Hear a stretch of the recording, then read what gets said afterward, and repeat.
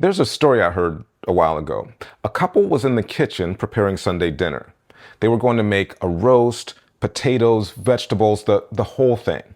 So before putting the roast in the roasting pan, the husband cuts each end off the roast. And his wife goes, "Why did you cut the ends off the roast?" And he says, I don't know. My mother always did it. So later he talks to his mom and he asks her, "Why do you cut the ends off the roast before putting it in the oven?" And she says, I'm not really sure why. I just saw my mother do it. So now it's really bothering him. So he calls his grandmother and says, "Grandma, why did you cut the ends off the roasts?" And she says, Oh, baby, I did that because the roasting pan was too small. I had to cut the ends off so it would fit. Now, that story is amusing, but most of us are living that every day with things more serious than pot roast. We have attitudes about money, health, and relationships that have been so ingrained since childhood that we don't stop to question them. In our world, we just see them as facts. Welcome to Closer to Your Higher Self. My name is Jerome, and I want to help you create a life you love. Ordinary is defined as what is commonplace or standard. Extraordinary is defined as beyond what is ordinary or usual. One of my clients, who's also a good friend of mine, went to school and got a PhD. She and her husband are philanthropists, and they have done a lot of good in the community. But the extraordinary thing was how she got to that point. Her parents didn't encourage her to go to college. They thought it was too expensive, and they thought it was not worth it. Instead, they said she should learn a trade and get a job. Why? Because that is what would be commonplace or standard. Where her parents came from, that is what people usually do.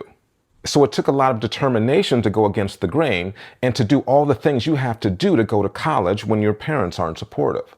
One of my friends got married. They had 2 kids together, and she also had a child from a previous relationship. And he's a great father to all the children.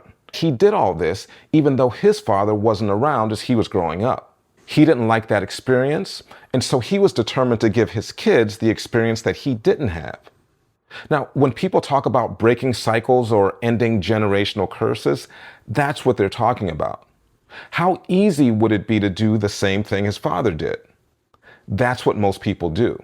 They fall into the same cycles because that is what is commonplace or standard. You have experiences and then you repeat those experiences without questioning. So running a business, that's extraordinary, right? Well, it depends. If you grew up in poverty and never saw anyone around you run a business, we might call that extraordinary. But what if you're running a business that your great-grandfather started, and then your grandfather ran it, and then your father? And afterward, you were expected to run the organization. You have no interest in business, and you also have a passion for cooking. In this case, I would say that it's not extraordinary. You're just doing something because you were expected to do it. So what's the difference between ordinary people and extraordinary people? The difference is awareness. Extraordinary people move outside of the box. So first, they have to be aware that the box exists. And then they have to decide that they want something different. Then they have to take action on that something different that they want. So we have awareness of the box, choosing something different, and taking action. So what's happening here? What's happening is you're consciously creating your life, which means that every day you have a chance to be extraordinary, to do extraordinary things, to get outside of the box. And if you do enough extraordinary things, you become an extraordinary person. There used to be beer commercials centered around this guy. He would be climbing a mountain in one scene. He'd be riding a dog sled across the frozen tundra in another. Or he might be going on an adventure through the jungle. And when he's not on one of his adventures, he's somewhere sitting at a table surrounded by beautiful women who are hanging on his every word as he tells stories about his life. In the commercial, they call him the most interesting man in the world because he did all these interesting things. He wasn't just a man that did an interesting thing. He did so many interesting things that he became an interesting man. In fact, the most interesting man in the world. Just like that guy, if you do enough extraordinary things, you become an extraordinary person. Doors open for extraordinary people. Why? Because they live their lives on purpose and people can feel that. There's a difference between someone that is consciously creating their life and someone that's just going through the motions. And for those people, things unfold in the way that you would never believe. I graduated from college and afterward lost 40 pounds. That's what started me on my journey to leave a corporate job in IT to become a coach and trainer. I have a family history of heart disease, type 2 diabetes, and high blood pressure. Next week, I'll be 56. That's the age my father was when he passed away. So I know that those boxes exist, but I chose to do something different. If you're getting something from this video, please like and subscribe. If you'd like to work with me one-on-one, my info is in the description along with a link to a free guided meditation. Before we move on, I just want to be clear in saying that there's nothing wrong with a corporate job. I left a job in IT, but I worked with a guy who was a lawyer. He changed careers to work in IT. It was a good fit for him, and he made that choice consciously. So it's not so much about what you do, it's whether you're making that decision consciously or unconsciously. Remember, ordinary is what is commonplace or standard, and extraordinary is beyond that. So if you go beyond what is expected, you're almost there. I had this client for many years. She was in the furniture business. She was a lot older than me, and she would give me life advice from time to time. And one day she said, if you want to stand out, just do what you're supposed to do. Because most people don't do what they're supposed to do. She said, if you go 10% beyond that, people will call you a superstar. So you don't need to be like the guy in the beer commercial jumping out of planes or fighting a giant snake. You don't need to go on a quest to find extraordinary things to do because they're already on your radar. You've already thought about them. Maybe you thought, this is the time for me to finally take control of my health, to eat better and exercise.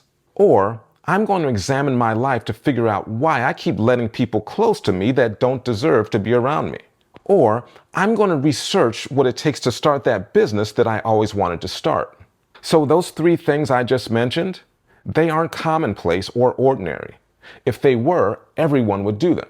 Most people stay where they are and blame other people for their problems. Just imagine you ran into someone you hadn't seen for several years. They were visibly more healthy. Then they told you that they healed from past wounds and found the love of their life. Oh, and the business they started is doing really well. In your mind, or even out loud, you would say, oh my God, you've completely transformed your life. And I think it would be clear that that person has a better quality of life. As I said earlier, you have to realize that the box exists. You have to decide that you want something different, and you have to take action in the direction of that new thing. So do this. Go somewhere where you won't be disturbed.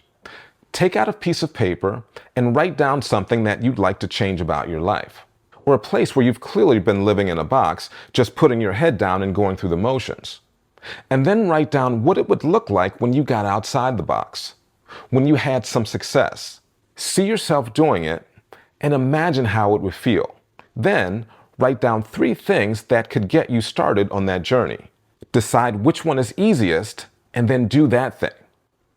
Doing that thing will help you to build momentum for the next step. Here's an example. Sarah is 45 years old and decides she wants to try a different career. Now, everyone around her feels she should just keep her head down in her current job and wait for retirement. 45-year-olds don't change careers. That's an ordinary mindset. Sarah's going to get out of that box. She loves helping people and has always had an interest in psychology. She wants to go back to school to be a psychologist. She imagines herself helping clients with their issues and the fulfillment that it brings.